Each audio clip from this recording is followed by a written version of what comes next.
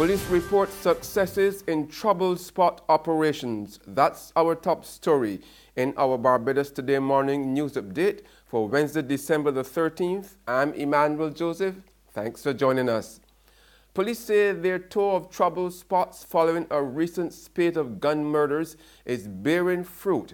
An acting crime chief, Calvin Bishop, told a press briefing yesterday that law enforcers intend to continue the operation.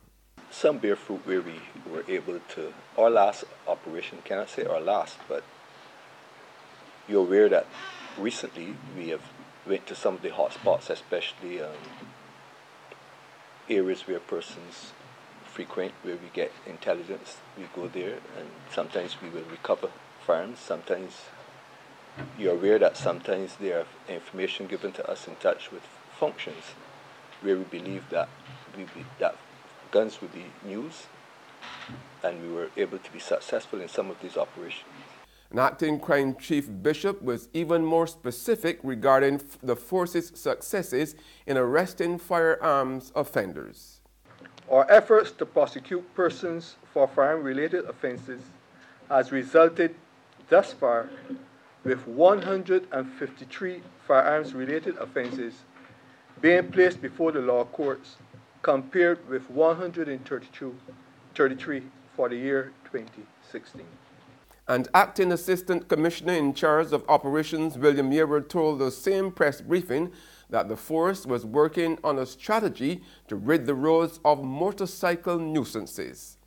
We have recently had some police officers trained to ride motorcycles, which means that we will be having a greater visibility on the road with our cycles, and that would be an initial move in terms of investigating to establish who some of these perpetrators are.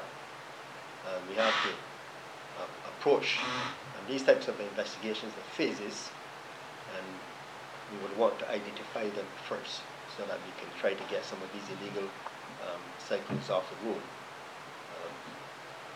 We have already dealt with some of these matters. We know that from time to time they will be gathering at certain locations, and we would want to pay attention to those areas so that we can move in on them. There's regional and international news after this short break.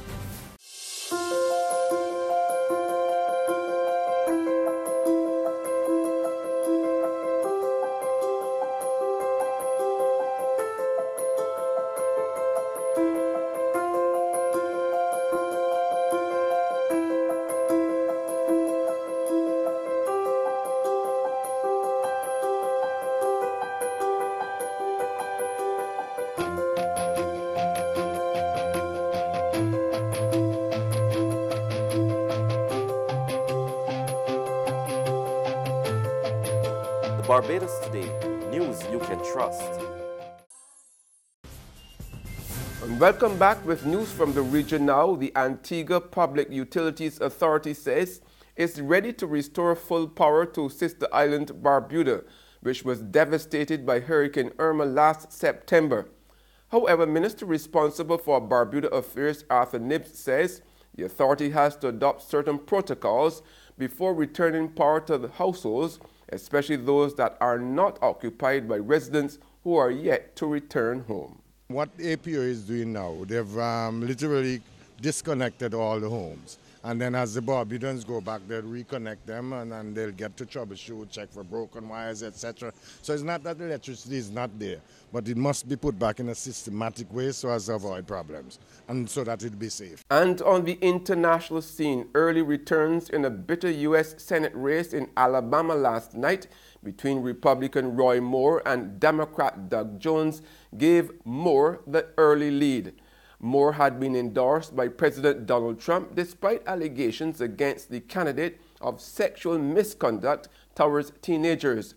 Moore, a former Alabama Supreme Court Chief Justice, was battling former U.S. Attorney Jones, who had been hoping to pull off an upset victory in the deeply conservative southern state. The outcome holds high stakes for President Trump. And that's news, but for the very latest, visit our website at www.barbadostoday.bb. You can also subscribe to our e-paper, email updates, or like us on Facebook. We are also on Izumi Media in bus terminals, as well as screenplay at supermarkets and gas stations near you. You can also hear us on Mix 96.9 FM. I'm Emmanuel Joseph. Have a fantastic day.